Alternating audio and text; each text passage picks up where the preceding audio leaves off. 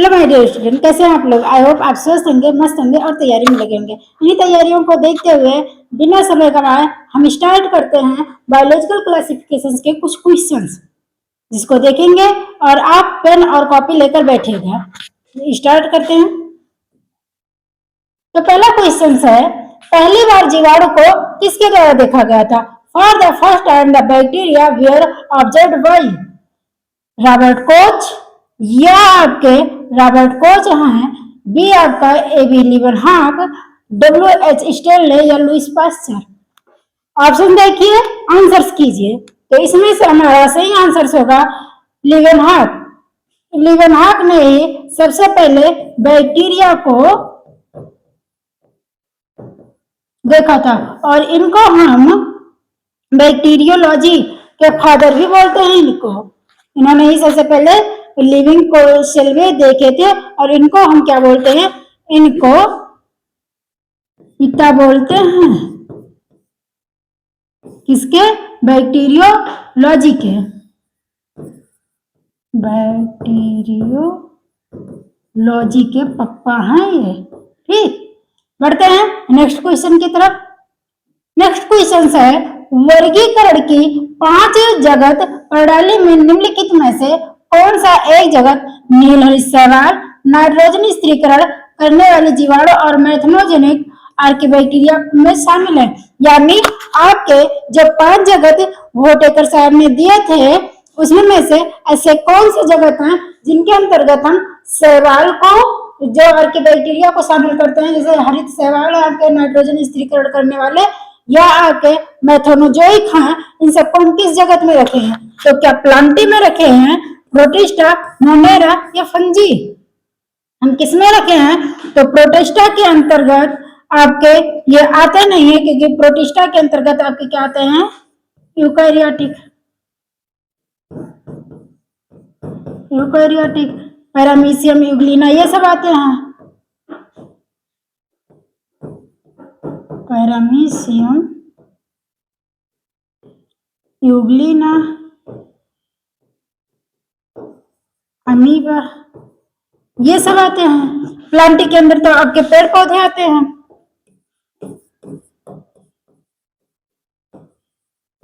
पेड़ पौधे आते हैं। बचते फंगी, फंगी के अंदर तो सारे कवक भरे होते हैं। यानी आपका है कौन? मोनेरा। मोनेरा के अंतर्गत हम क्या काम करते हैं? मोनेरा के अंतर्गत आपके सारे, ये मोनेरा को 2 जगतों में बांटा गया। पहले ये देखो, एक हमारे यूबैक्टीरिया, यूबैक्टीरिया, और एक क्या है, आर्किबैक्टीरिया। आर्किबैक्टीरिया, एक मिनट,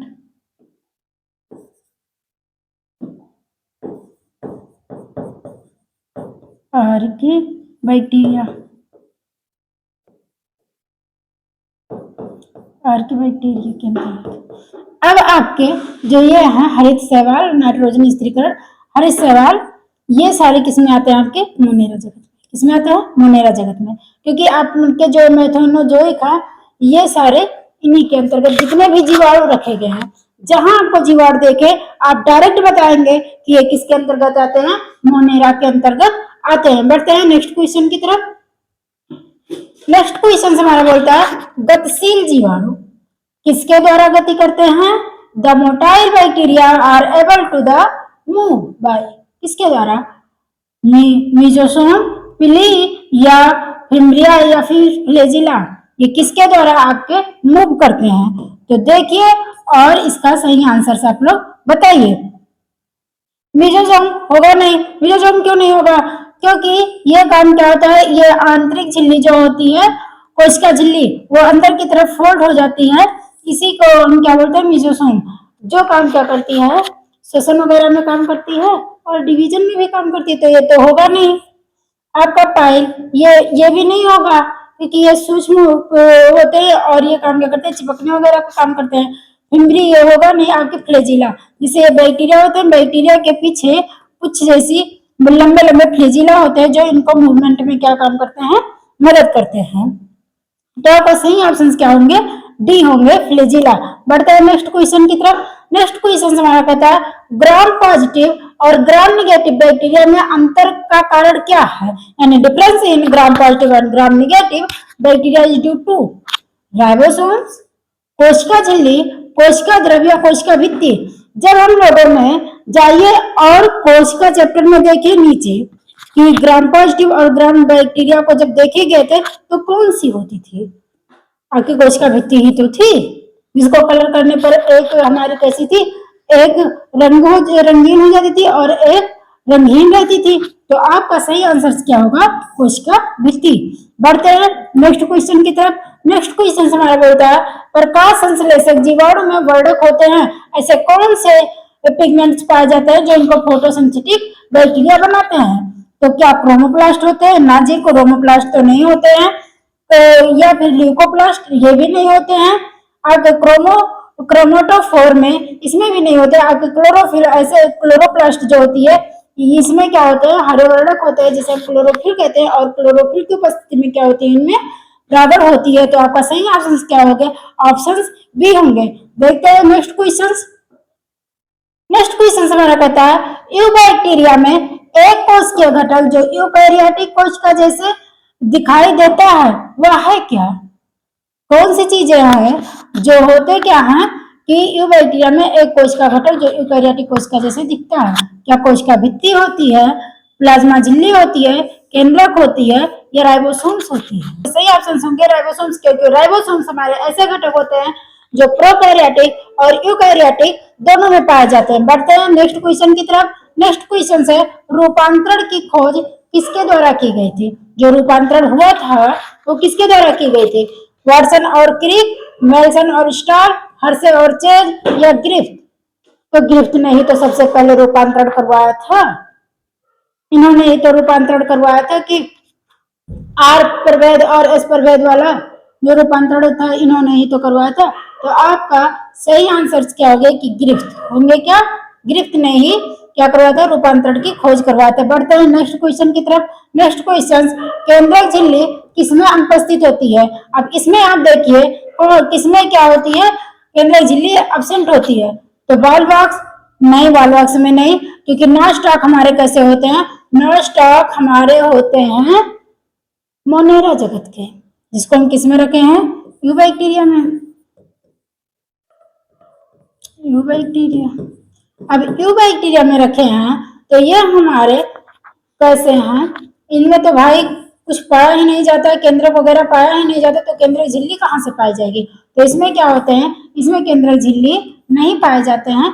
तो आपका सही ऑप्शन क्या होगा, नास्टॉक, ये सब होंगे नहीं। ठीक, बढ़ते हैं नेक्स्ट क्वेश्चन की तरफ। नेक्स्ट क्वेश्चन है जीवाणुओं में माइटोकॉन्ड्रिया का कार्य कौन सी संरचना करते हुए structures perform the functions of mitochondria in bacteria.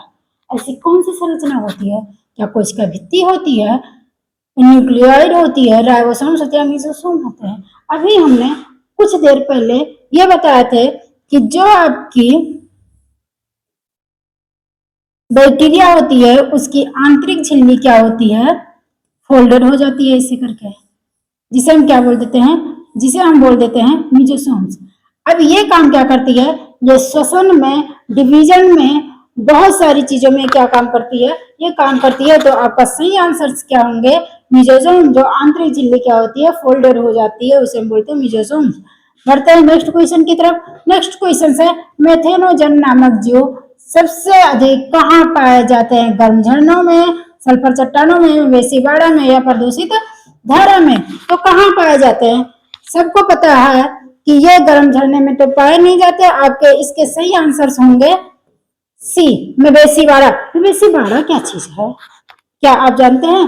तो जो गाय भैंस के जो गोबर होते हैं ये किस में पाए जाते हैं, गोबर में पाए जाते हैं, या उनकी आंत में पाए जाते हैं, उन्हीं को हम रोमिनेंट पशु भी बोलते हैं। तो कहाँ पाए जाते हैं, उनके आंत में पाए जाते हैं। अरे गोबर में भी पाए जाते हैं भाई, चिंता ना करो। ठीक, केटल यार्ड। चलिए बढ़ते हैं नेक्स्ट क्वेश्चन। नेक्स्ट क्वेश्चन है केंद्रक झिल्ली किसमें अनुपस्थित होती है, वही चीज है नास्टॉक में। बढ़ते हैं नेक्स्ट क्वेश्चन। वर्गीकीय अध्ययन है, वर्गीकी का अध्ययन क्या, taxonomy is the study of, पहचान का, नामकरण का, वर्गीकरण का, रूपित सभी। हम इसके अंतर्गत भाई करेंगे तो सब करेंगे ना, पहचान भी करेंगे।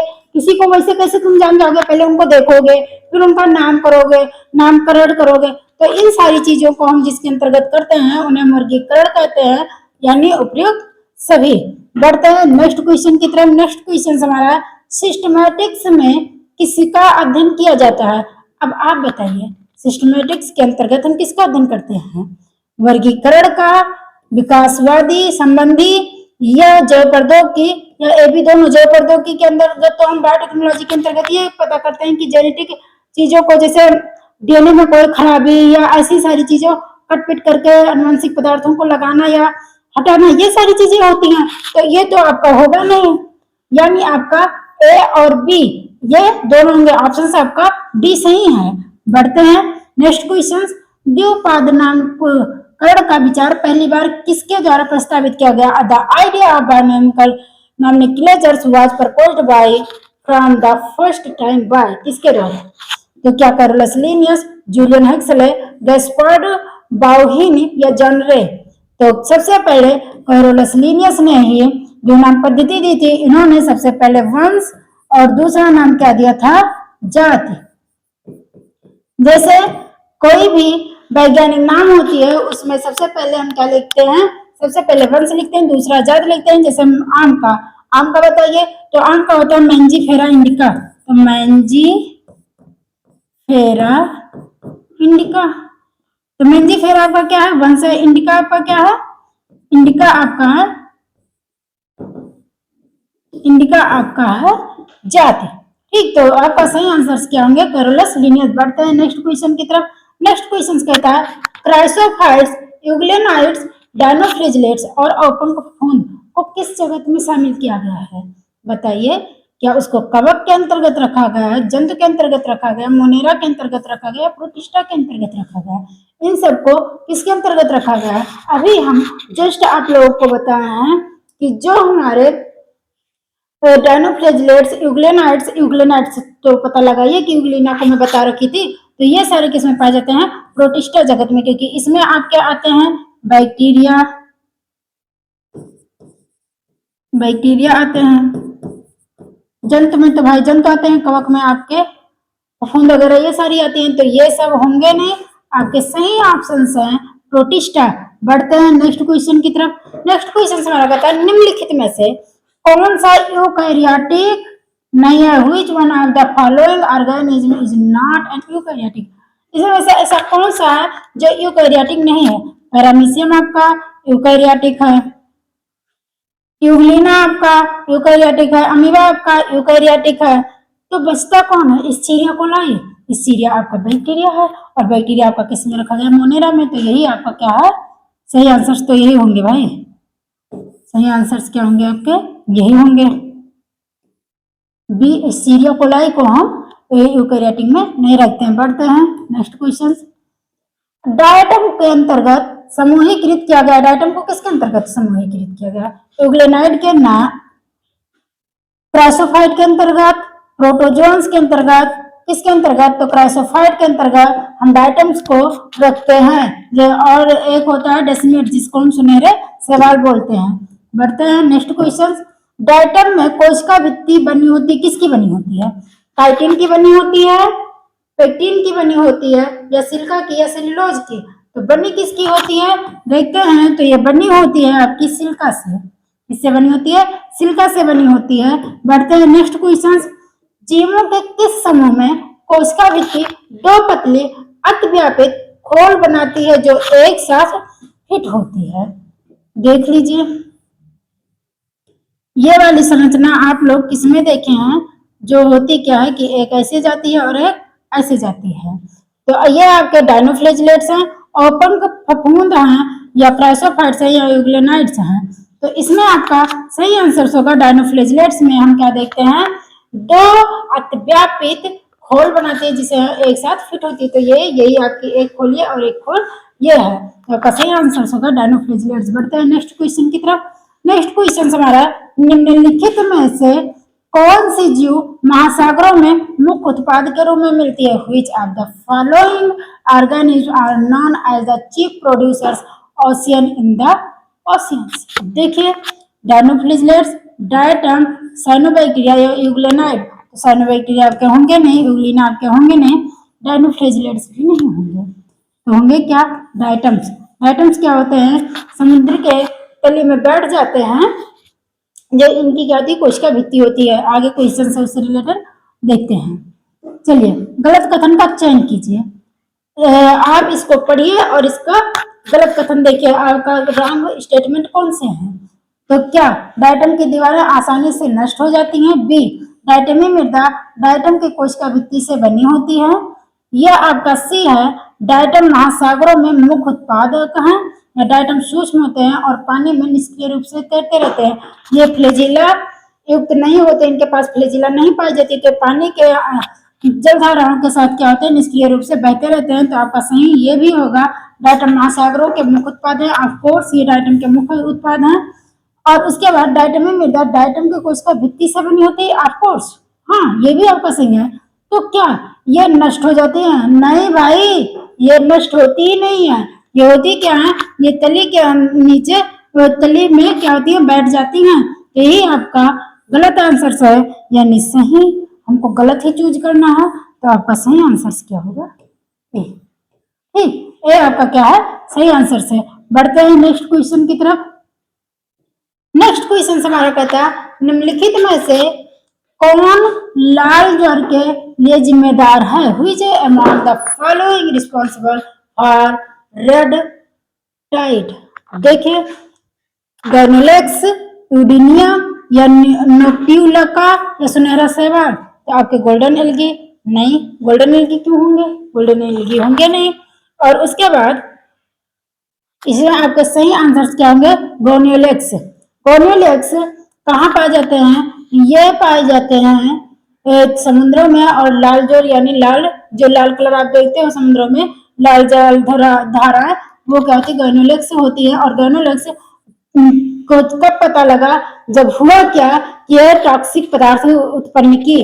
और टॉक्सिक पदार्थ, इनसे टॉक्सिक पदार्थ निकलते हैं जिससे समुद्री जंतुएं मर जाती हैं। तो आपका सही आंसर क्या होंगे? ए होंगे। बढ़ते हैं नेक्स्ट क्वेश्चन की तरफ। नेक्स्ट क्वेश्चन हमारा क्या कहता है, निम्नलिखित में से इसमें जंतु जैसे प्रोटिस्ट शामिल हैं। तो इसमें क्या है? आपके प्रोटोजोन्स है, क्राइसोफाइट है, ओपन फफूंद है या डायनोफ्लेजिलेट्स हैं।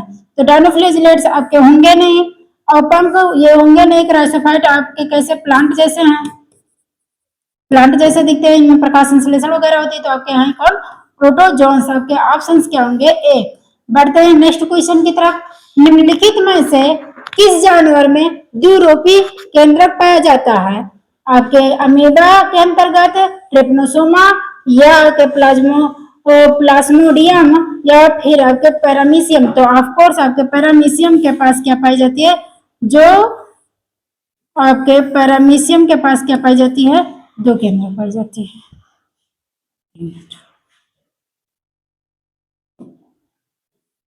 देखिए, बड़ी वाली काम क्या करती है? पाचन मेटाबॉलिज्म को करती है। और छोटी वाली के अंतर्गत क्या होती है? Genetic material. ये क्या रखती है? जेनेटिक मटेरियल को रखती है। और ये काम क्या करती है? मेटाबॉलिज्म को संभालती है। ठीक, तो आपके सही ऑप्शन क्या होंगे? पैरामीशियम। बढ़ते हैं नेक्स्ट क्वेश्चन की तरफ। नेक्स्ट क्वेश्चन है, निम्नलिखित में से किस जीव में पौधे और जानवर दोनों की विशेषता होती है? ऐसी कौन सी होती है जो आपकी जीव और प्लांट दोनों के गुण रखती है? तो पैरामीशियम नहीं, बैक्टीरिया होंगे नहीं, माइकोप्लाज्मा होंगे नहीं, आपके यूग्लिना। यूग्लिना क्या होते हैं? यूग्लिना उच्च पादपों के जैसे क्लोरोप्लास्ट रखते हैं। तो जब ये इनको सूरज की रोशनी मिलती है, सूर्य की रोशनी में अपना भोजन ये स्वयं बनाते हैं, यानी स्वपोषण होते हैं, स्वपोषी हो जाते हैं। लेकिन जब इनको सूरज की रोशनी नहीं मिलती है, जब नहीं मिलती, तब ये क्या काम करते हैं? ये जंतुओं के जैसे परपोषी हो जाते हैं। क्या हो जाते हैं? परपोषी हो जाते हैं। तो आपका सही ऑप्शन क्या होंगे? यूग्लिना। बढ़ते हैं नेक्स्ट क्वेश्चन की तरफ। अमीबा और पैरामीशियम में प्रसरण नियमन किसके माध्यम से होता है? यानी जब ज्यादा पानी की मात्रा हो जाती है तो बाहर ये किसके द्वारा निकलते हैं? क्या सूडोपोडिया के द्वारा? नहीं। केंद्रक के द्वारा? नहीं। समान सतह संकुचनशील, यानी संकुचन क्या करती है? ऐसे ज्यादा पानी भर जाती है उसको ऐसे दब के और इसको क्या करती है? बाहर निकालती है, यानी संकुचन करके और बाहर निकाल।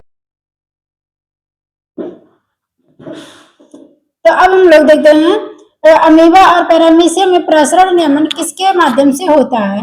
तो किसके द्वारा? सूडोपोडिया केंद्रक संकुचनशील धानी के अंतर्गत या सामान्य सतह? तो संकुचनशील धानी के से ही होता है। जब इनके अंदर बहुत ज्यादा पानी भर जाते हैं तो इन्हीं की वजह से क्या करते हैं, संकुचनशील की वजह से इनको बाहर निकाल देते हैं। तो ऑप्शन आपके सी होंगे। चलिए आज के लिए इतना ही, मिलते हैं नेक्स्ट वीडियो में। और सारे जो बचे हुए क्वेश्चंस हमारे हैं उनको करेंगे। तब तक के लिए धन्यवाद। स्वस्थ रहिए, मस्त रहिए और तैयारी में लगे रहिए।